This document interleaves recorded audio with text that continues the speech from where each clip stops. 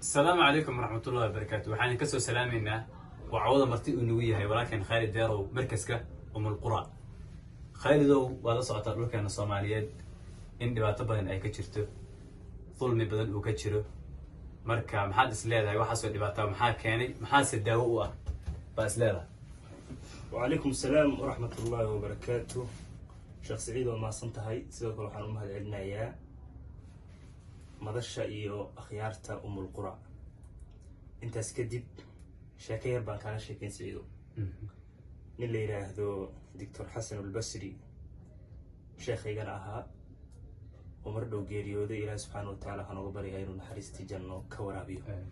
شاكي عن كدقيستي أيان ربنا كان شاكيو waxaa jiray waqtigii fi ahdi saxaaba laba nin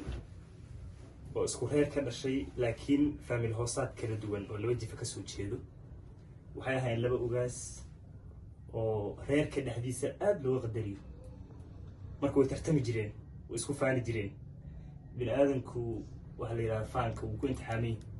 wati xadiidka nabiga sallallahu alayhi wasallam uu sheegay afar ummadiisa inaysan ka heli doonin macnaha ومن أمور الجاهلية كمدة وحكمدها اللي فانو نسبك لولا إن الأب بيسووا فان جرين ويترتمي جرين وغياش الرير كأي مركز دم بأوجر بكتير وحيدهن لولا يا وناكسن رير كده حديثة يا سريو يا في عن بنعكستو مركز وغياش ويكجاب صدين أيوة كبقى يهدي لولا إن أي كلا ساران دهان هبل با في عن in labadii reer mid hoos loo dhigo midna xoogaa uu kor isku qaado arrintii waxay wadaan nin la oran jiray harab ayay markii dambe u garbigteen ninkii arrintii kamuusan cabsan wuxuu yiri gartiina waan garayaa laakiin shardi waan ku xirayaa shardigu wuxuu yahay haddii waxaan soo saaro oo garta aan ku gooyo aad aqbalaysaan oo hadal idin ka keeni doonin gartaas waan garayaa وهي هي اللي هو الديار وحي قرت كوجيسو وقعدنا لو إنه حال كلا أورنجري عامري على القمح وحوير مركن إنك هرب بها وقرت قل هبي وقت يصير سأنا كنت أنا بس أفكره قبل أقول لها تلمامه إن أنا أصور راديو ضد كأحباب واحد كتير سفي عن أصور بارو وقت يجي مركن لجاري أيوه يري أنت وانجلي يا نصوت لو إنه متفهم إذا بوجيس ولا كل ما ku yiri niyo ninkan heberood la tartamayso waa nin ka fiican ka deeqsisan waxa soo ku dheeriyahay mas'aalaha waxa ku dhacay ninka aad buu u naxay laan muusan filin wuxuu moodayay in asaga la fadili doono soo isleeyahay wuxuu yiri inaad yarow si kastaba ha noqotay maal waxa doonto ku siinaya ninkan iga dheeraysin ninkii شبو كيري كي كريتو هذا الكل انتي وكريتو كيري اسجن هو ارجحي وحيري مال يا حول يا ادون waxaad rabto diyaar baan kula ahay ninka bas inaad dhahdo ka reeno badan yahay ka karti badan yahay ka fiican yahay iga ilaali arintii markii sidaas labadii nin oo wala kulmay ayuu maalinka damoodayaashii geedka isugu meel jiray meesha uu kulmi jiray isugu yahay wuxuu yiri waa arintii ay labadaan isku haysteen waa maalinkii la kala saari lahaa kale meesha waa la isugu imaaday iyadoo la leeyahay caamir miyaa guuleysan doono masaal qaba markii meesha la imaaday ninkii harab ahaa hadalkii laga filayay hadal aan hayn biiriyo wuxuu yiri labadaan nin markaan qiimeeyay dhinac kasto deeqsinimo tahay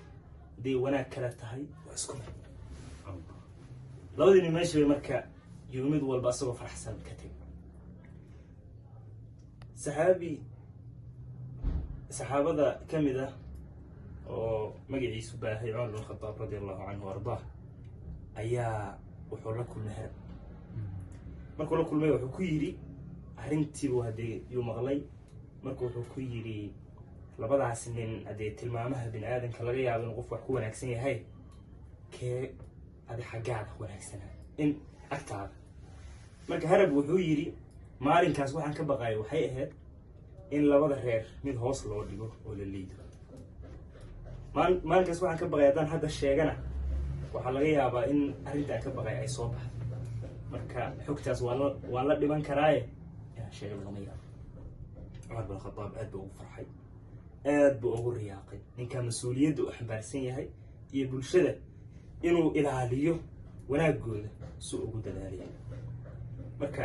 biyo dhaca sheekadu waxaa weeye annaga Soomaali ahaan mujtamaceena oo mujtamac ku dhisan qaab qabiil oo qabali ah. dalkeena waxaa burburiyeen waa qabyaalad. qabiilka iyo qabyaaladda farqi baa u dhexeeya, dadku inta badan waa isku khaldaan. qabiil waa dadka waxa ay ka kooban yihiin, ilaahay subxaana wa tacaala baa yidhi waqabaa'ila litacaarafuu, inaad isku garataan. ninkaan nasabkiisa reer buu guursanayaa, waxaa laga yaabaa in qofka u dhiig galo in lagu garto oo loogu talagalay. laakiin annagu waxaan ka dhignay litafaakharu, inaan ku faano taas ku leey. marka dalkeena wax burburiyeyna waa asaga weyn. jabtarka ugu weyn ama ciwaanka ugu weynna waxaa weeye waxa la yidhaahda faquuq, in bulshada Soomaaliyeed oo isku mid ah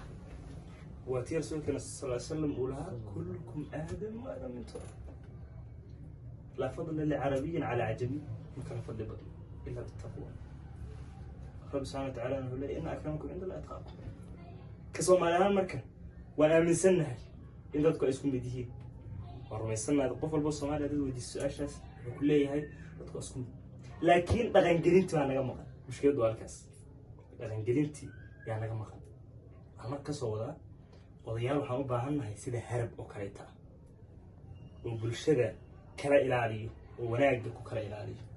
wixii dhib uu kasoo gaarayana ka ilaaliyo. mujtamaceenna Soomaalida ah waa isku mid, farqi ah